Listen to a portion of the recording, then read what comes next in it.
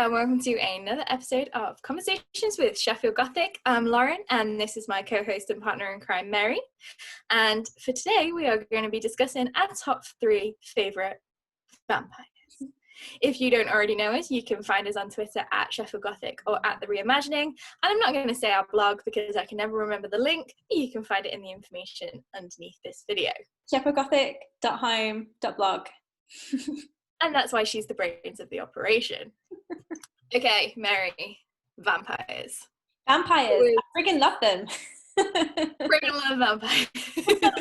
love me some vamps. Love vampires. I feel like it's such a it's a cliche thing to say, like, we're gothicists, you know, maybe we should be, but I just love vampires. They're just really cool. There's so many different ones, there's so many cool ones. Like, I just love a good vampire story. I think that's what's always really interesting is that, you know, every vampire is different, really. And even the ones that are like, oh no, this is a Dracula kind of vampire. But even all the Draculas are different. Yeah, exactly. Even like the iconic Dracula is not the same as the actual Dracula. Yeah, like Bela Lugosi's Dracula is completely different to Christopher Lee as Dracula, and that's completely different to, you know, Stoker's Dracula. Exactly. And then you throw in like Nosferatu, and then all of the other, you know, thousands of Draculas. Yeah, and I've purposely left Draculas off my list for today because they are their own special type of vampire. Yes. So as some of you may know, we actually ran our very own super special vampire ultimate championship. I got that name wrong, even though I made it. But it was like March Madness, but with vampires. Yes, yeah. So basically, 32 vamps enter, 1 can leave victorious, and it was basically 5 days of people voting in different rounds for their favorite vampire. And I specifically didn't include any Draculas in there because which one would you choose? Like how would you choose like just one? There are many more in, then it would have been like unfairly weighted towards Dracula. Yeah, the cultural zeitgeist is rich with Draculas, and there are other vampires who deserve our attention. Okay, what we're doing here today. Exactly. We're going to talk about vampires. Why vampires? I mean, vampires are, yes, the archetypal Gothic monster. But the thing about vampires is, as with all Gothic monsters, they're about our own anxieties, they're about our own fears. But vampires, more than any other Gothic monster, have encapsulated our desire as readers, as cultural consumers, for the other. Vampires, more than anybody, more than any other Gothic stereotype or archetype, are, you know, not to say that there aren't Gothic romances about werewolves and zombies and witches and Frankenstein's monsters and all the other weird stuff that you can get self-published on Amazon, but vampires are far and away the most popular and well-known. I don't know that our lists will necessarily be a demonstration of that. No. But the vampire, more than any other Gothic monster, really encapsulates us as a global society and our desire, whether or not that's to be like, to be with, to be one of, to emulate the other, the other side, the subversive, the transgressive, the non-traditional, whatever it is.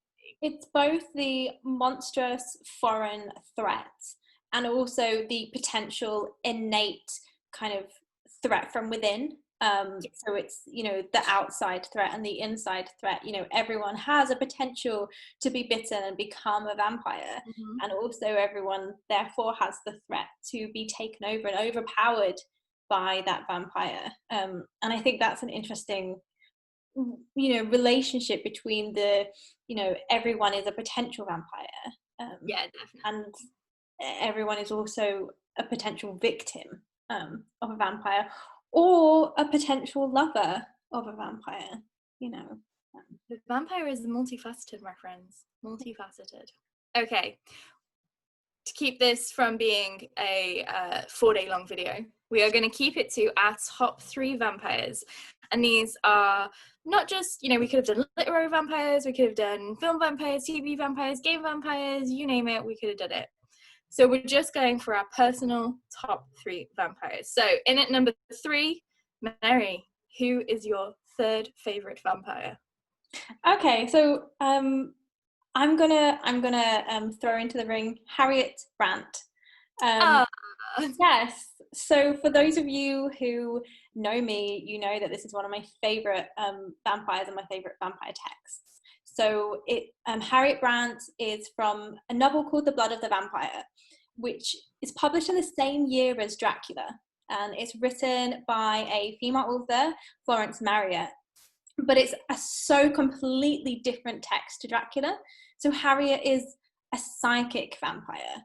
She doesn't come from Transylvania. She comes from Jamaica, and she. It's not clear whether she knows what she's doing or she doesn't. But she basically has that kind of like American Psycho. Yeah. Is she aware of this or is she not? Yeah, exactly. And she basically feeds off of the energy of people. She loves looking after her friend's baby, and then this baby gets sick, and then her friend gets sick, and then later in the novel she gets married, and then her partner gets sick, and she realizes that it's her, and it has this really interesting kind of bit with a vampire bat, and it's kind of implied that her mother was bitten maybe by this vampire bat. But yeah, super interesting novel, and I think definitely as a kind of companion to Dracula that everyone's just so aware of. And Florence Marryat's also really interesting. So Florence Marryat is one of the most fascinating sort of late 19th century just characters, regardless of author. Like the fact that she wrote is almost kind of beside the point. She's absolutely fascinating. Yeah, so her dad, Captain Marryat, he was a sailor, and then he also wrote all of these books. And then she wrote lots of books. She wrote children's books. She wrote a lot of kind of sensation fiction. But she was also really into spiritualism, which I think is really interesting. And she published 2 books. So There Is No Death, which I think is the best title for spiritualism. Optimistic. And then The Spirit World. So yeah, like a lot of these kinds of late 19th century authors, she was really into kind of seances and mediums, and yeah, like you say, she's just super interesting. Really interesting, and so such a good novel. Everyone should read it. So good. Please read it if you haven't already, and let us know what you think, because I love it. So I almost nearly went for kind of like one of my favorite but not very well known vampire novels, La Vie Vampire by Paul Faval, which is Anne Radcliffe fan fiction.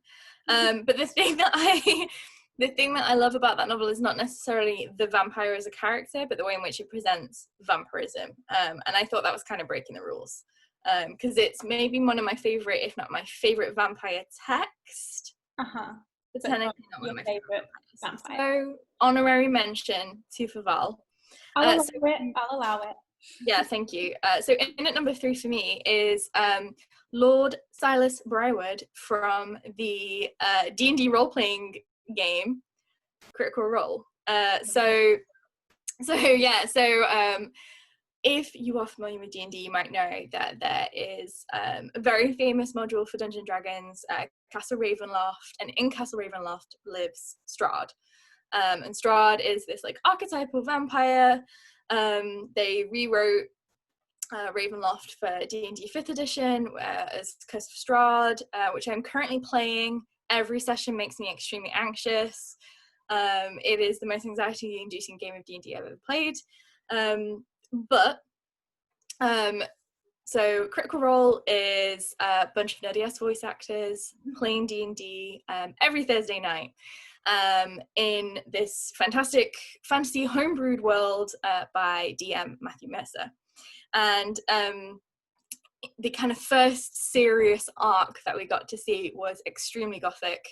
It was what they called the Briarwood arc, and it's about one of the characters who is your classic kind of tortured, made a deal with the devil protagonist, Percy, and it's kind of his history coming back. So you have this couple, Sylas and Delilah Briarwood, and you find out that they essentially came to visit Percy's family when he was younger, staged a coup, took over Whitestone, killed all the family, and they've been living in the castle.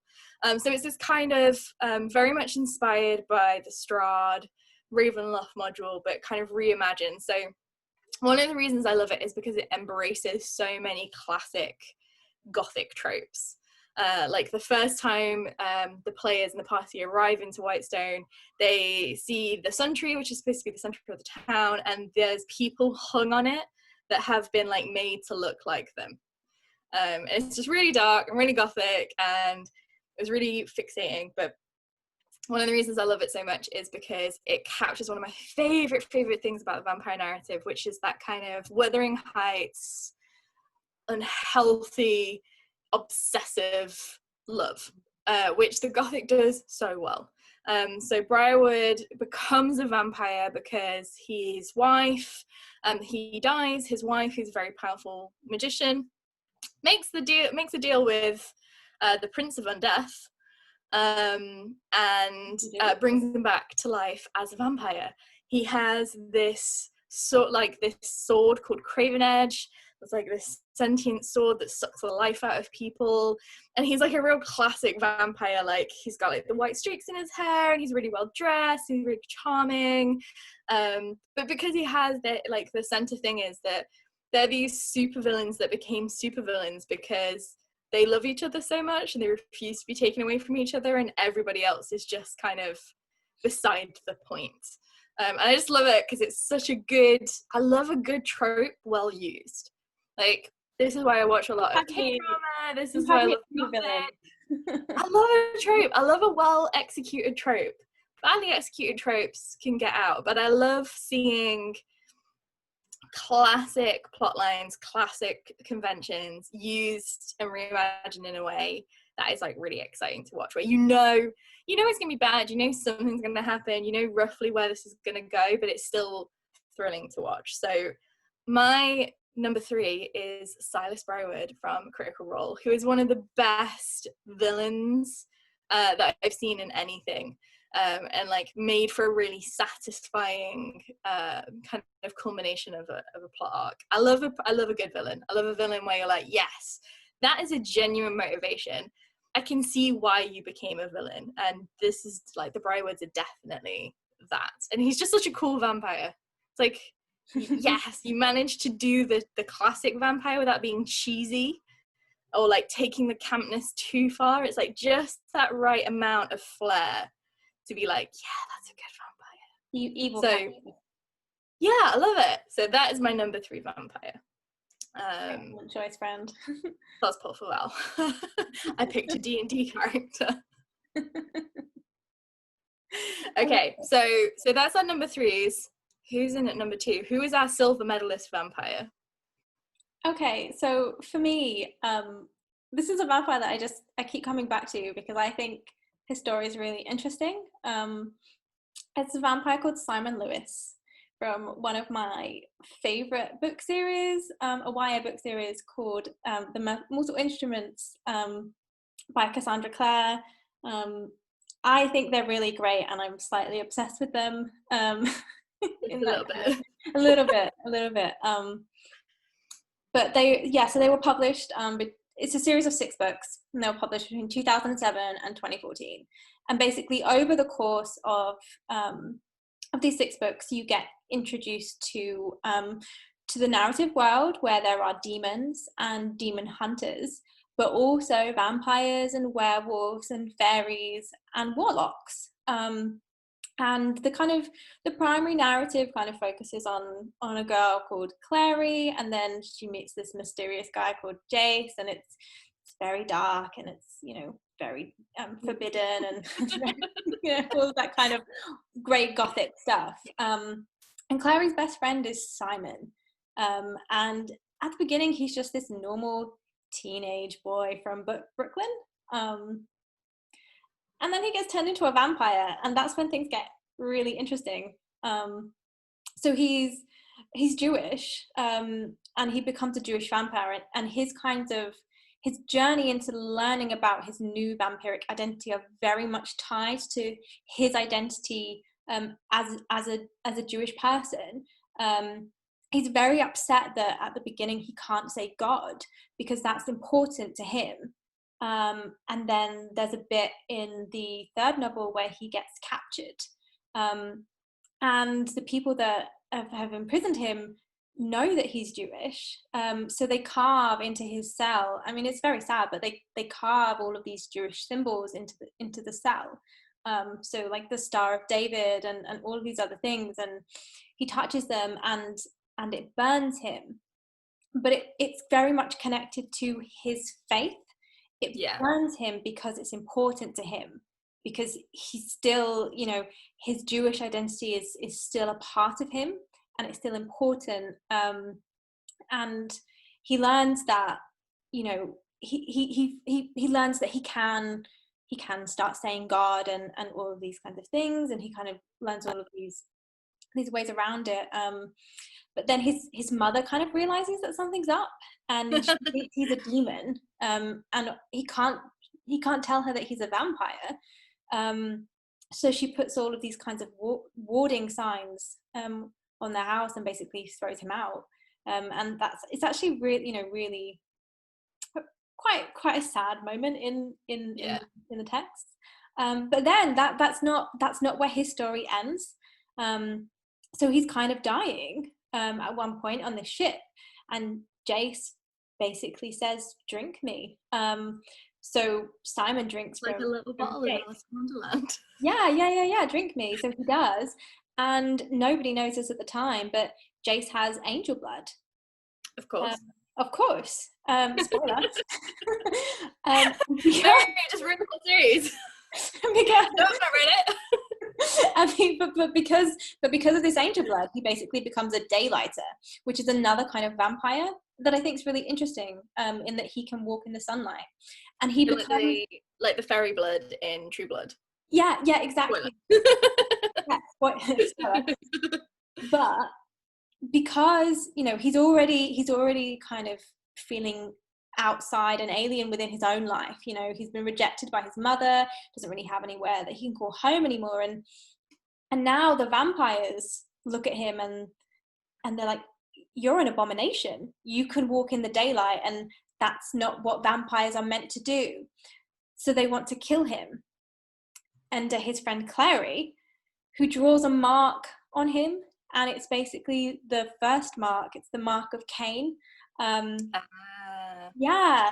So then always bringing it back to the mark of Cain. Always comes back to the mark of Cain. Yeah. I really want to do something with this text because it's just really interesting, the kind of the way that Simon progresses from just your average kind of teenager to becoming a vampire to becoming a daylighter, and then he gets the mark of Cain and no one can kill him.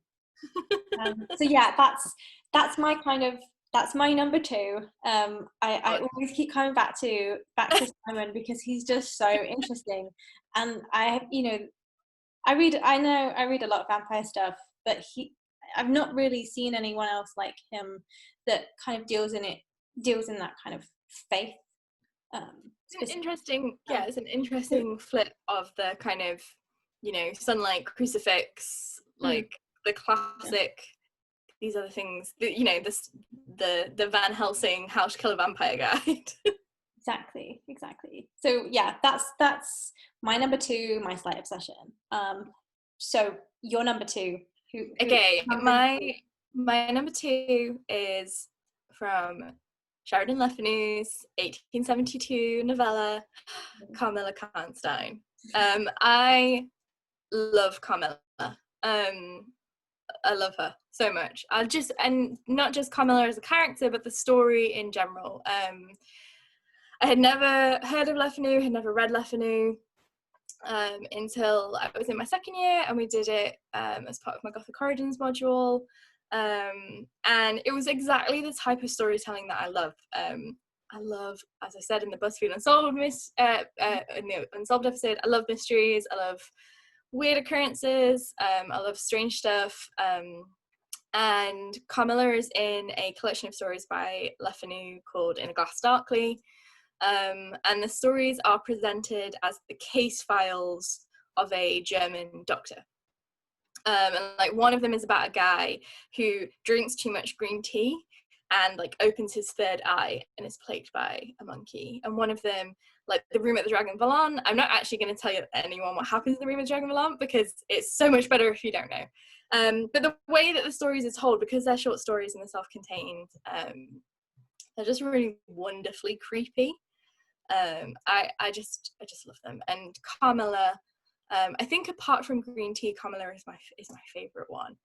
And I just love Carmilla because like it's, you know, it's pre-Dracula, it's, you know, post-Polidori, pre-Dracula, it's a female vampire. But what I find so fascinating is that what Le Fanu builds into her vampirism is that not only the sapphism, like that her relationship with Laura is, you know, heavily coded as sapphic, and a lot of, you know, legacy Carmilla texts have picked up on this, things like the Moth Diaries. Carmilla's been reimagined positively as well.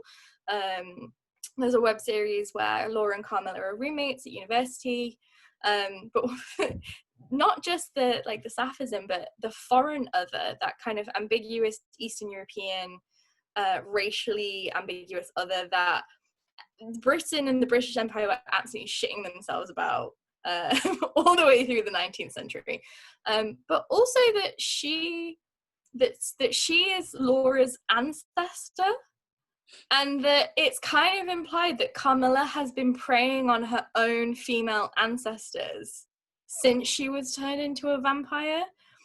And we tend to see Carmilla discussed as a queer text, which is fantastic, or as a text about invasion and otherness, because Laura is an expat. She's British, but she's never lived in Britain. She's only ever lived in Europe. You know, they keep a British household, but is it really a British household? Which is something that everybody was becoming really worried about. You know, you see it in Jane Eyre, that these British communities, and you know, were so far removed from the British Empire that the people being born into them identified as British. And this is, I guess, Harriet Brent as well, you know, identifying as a British gentlewoman, but actually, are you really? But the fact that Carmilla is Laura's like great grandmother or great aunt, also I can't remember what the relationship is, but she's her maternal ancestor. It's very weird, and it's very incesty. Yeah, but in like a way that's so completely, like, the Gothic incest is one of those things that the Gothic has always been really interested in, and it's easy to kind of like boil it down to, ooh, it's the last taboo. It's more interesting than that, and it's more complex than that, and it's important that we don't just kind of go, oh yeah, of course it's shock factor. But what Le Fanu does with it, and the way he like codes it into the vampirism, it has this weird sort of like self-consumption thing. And there's this weird element that it adds, like, because it's also, Carmilla is also bestial, like her vampiric form is this like really horrific monster that creeps into Laura's room when she's a child, and the fact that she kind of marks her from childhood and then like comes back. It's not only that she, you know, so the way that Carmilla gets into the house is that she pretends to be Shaxidin, and, you know, because of you know, rules of politeness, she's invited into the house. Poor Laura, she's all alone, she gets to be Laura's companion, and that's how she preys on her. But Laura's kind of, she's quite aware of what Carmilla's doing, and it's like if Carmilla hadn't been found out as Mikala, Laura would have just let her continue to consume her. And there's that kind of doubling between them, like Laura's blonde and fair and Carmilla's dark and sensuous, and, you know, that kind of obvious doubling. But I just love how there's so much in this one short text. And he doesn't kind of like, one of my issues sometimes with vampire texts is they overring it. There's too much explanation, like there's too much. And I guess this is kind of what you get a little bit towards the end of Dracula. Like, there's that little bit, you're like, okay, Van Helsing, stop talking. Like, it's fine, we get it. There's absolutely none of that in Carmilla. He's just like, yeah, well, she's dead now, no worries. And Laura's just kind of like bereft. Like, I just love it. I just think she's such a good vampire. I love that she has that monstrous side.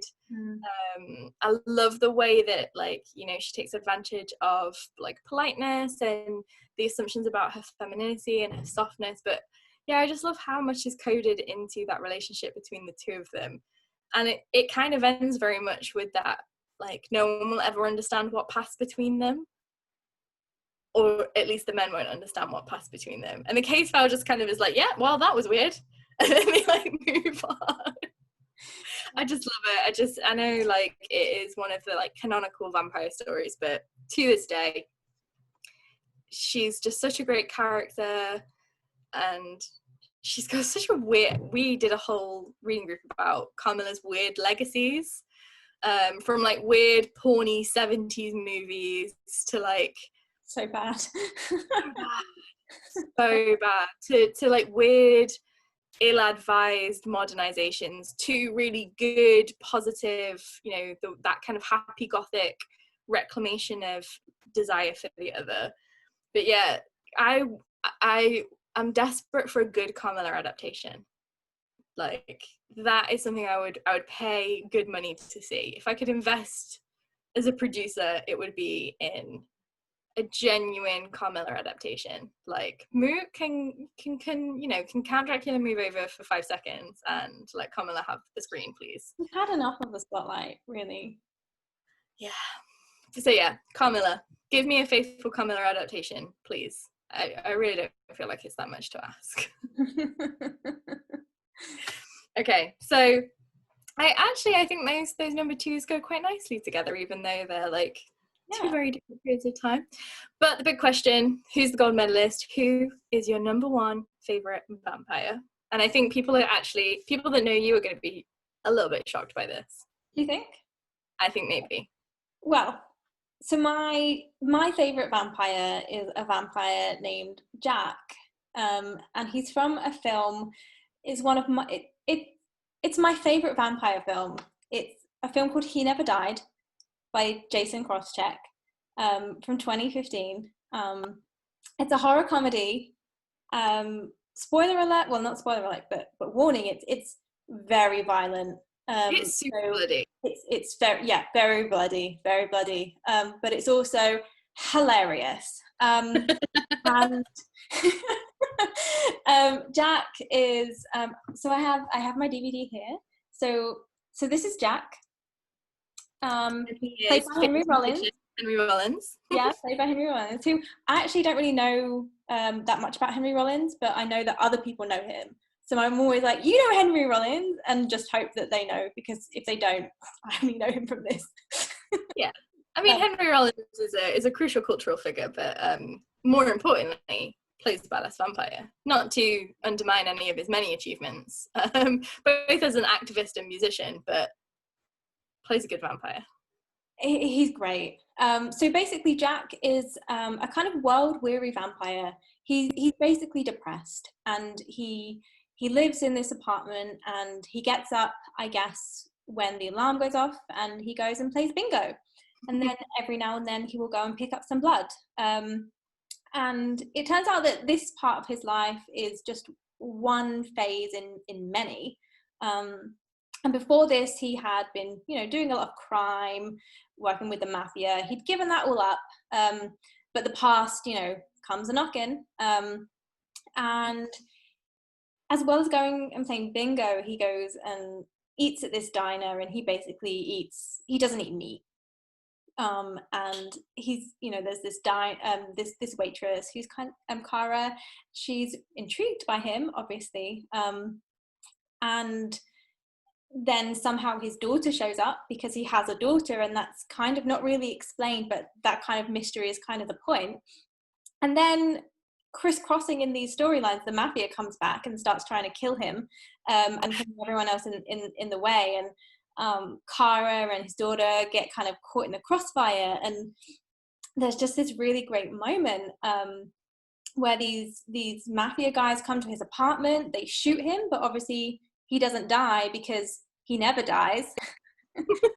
He kills them violently, of course, and then he explains to Kara that, you know, actually I'm in the Bible and my name's Cain. Because you might have heard of me. Because he's gay, you might know me. You may have seen me from my previous work, in which I defied God and killed my brother. Yeah, and it's just really great. And they kind of, I think what I really love about it is that so much is left unsaid and at the kind of sides, and you kind of have to put a lot together.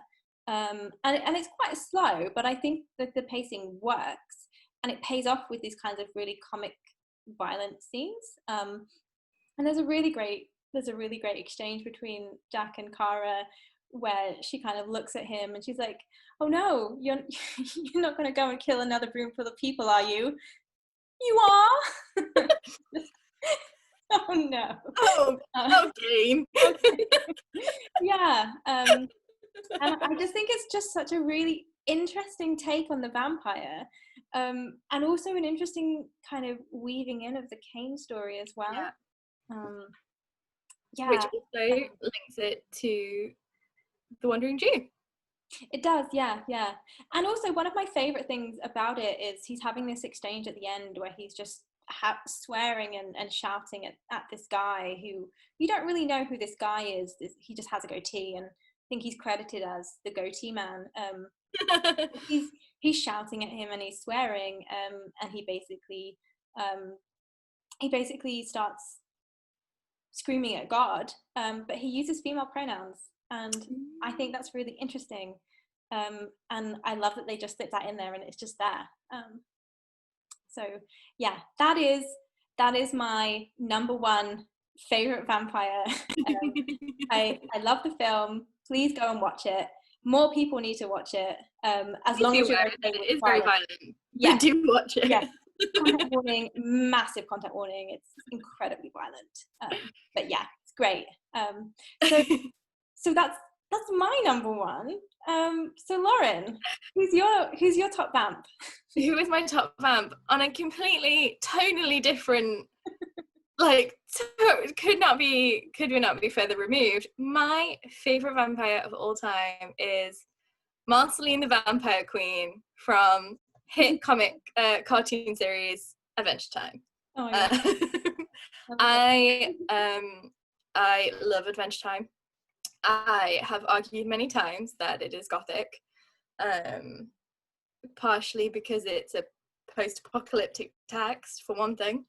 It has a demon world and a vampire queen who plays bass and is amazing.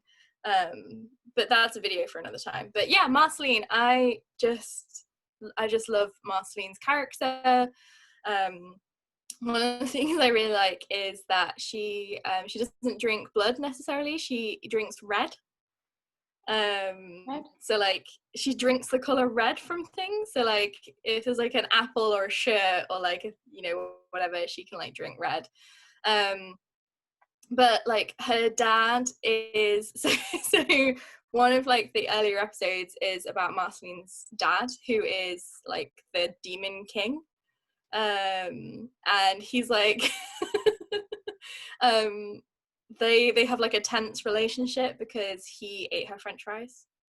And I would be very annoyed if someone ate mine.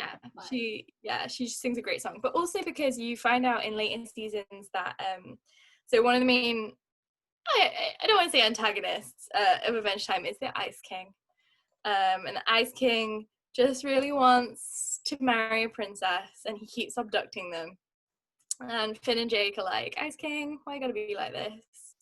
But you find out later on that Ice King used to be human and he was a guy called Simon, and you find out that like him and his girlfriend were scientists, and there's this whole apocalyptic storyline for a show that starts out about a boy and his shape-shifting dog living in a cute candy land with princesses. Adventure Time is extremely deep and complicated, but it maintains that all the way through to the end. So even though it is this like nihilistic, not nihilistic, it's a text that it's like, who are you and what makes you you, and also don't kill the planet and don't be a dick and, you know, be yourself and, you know, embrace difference. It's also like really dark and it's about the apocalypse.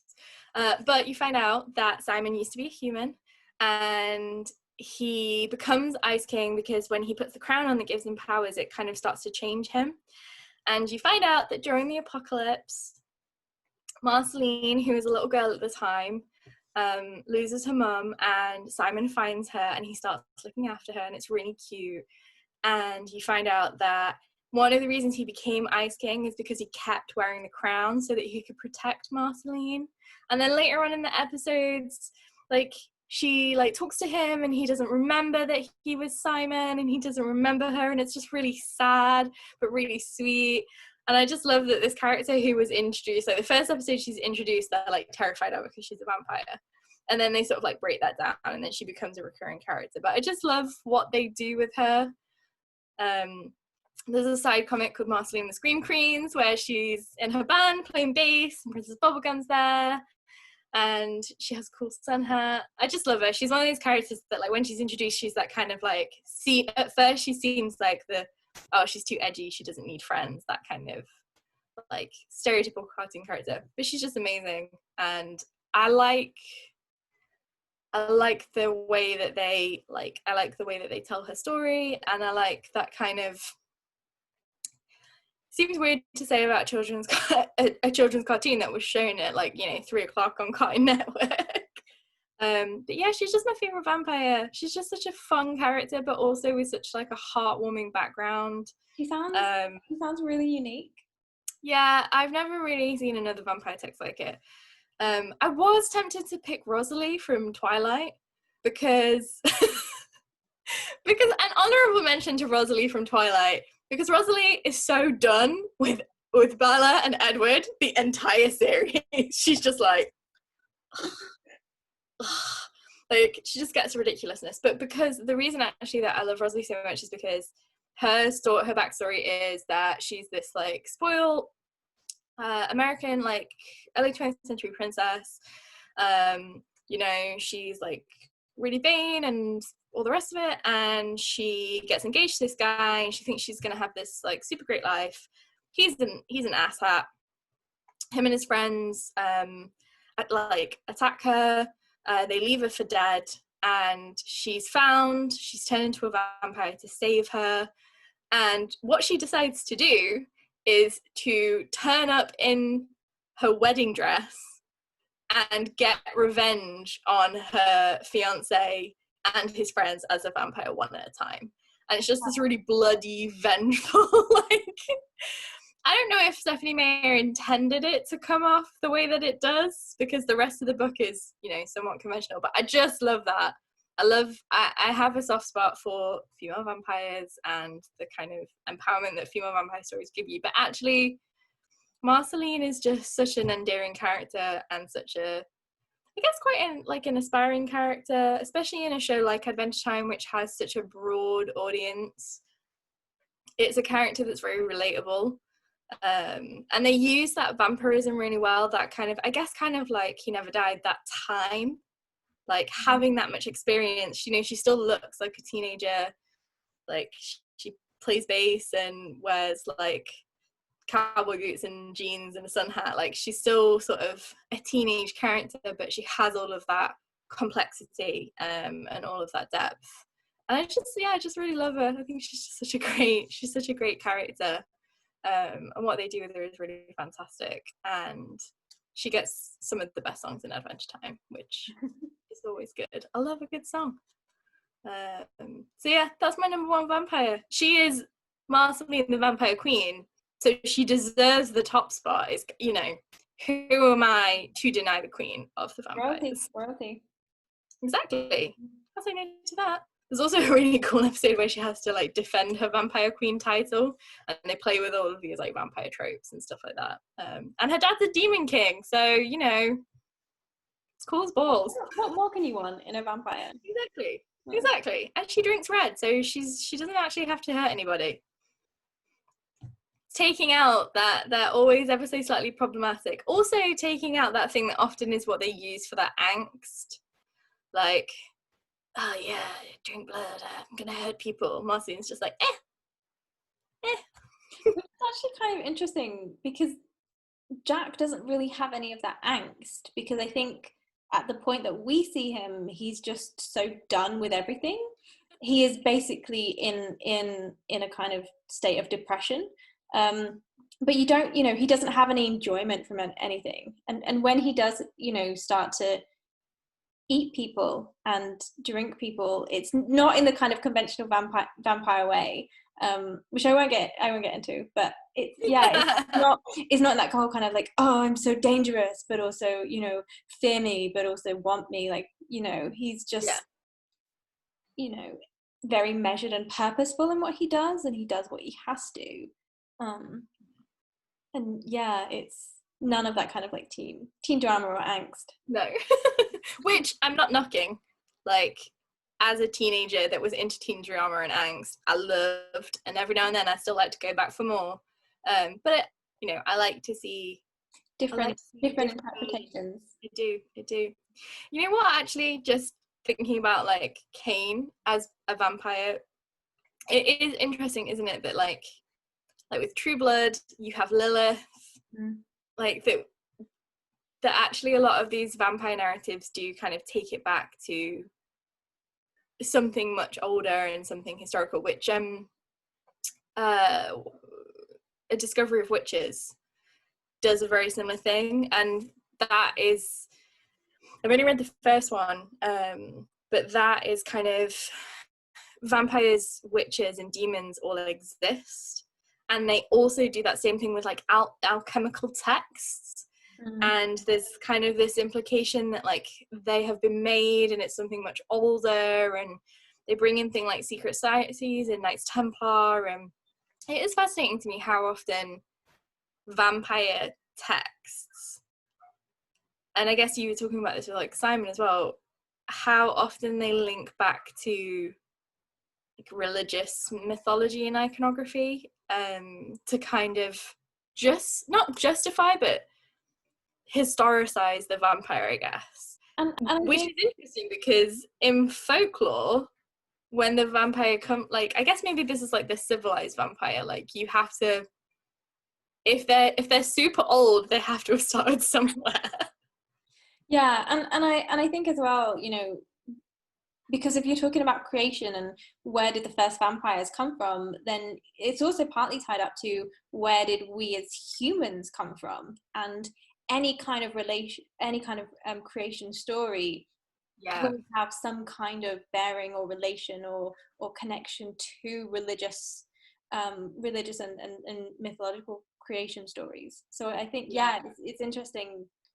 I think Rice does it as well. I'm pretty sure Lestat meets the devil at some point, in one of the kind of vampire chronicles, and obviously you've got like stuff like Queen of the Damned, but trying to find go back to the beginning. It's always let's go back to the beginning, again and again.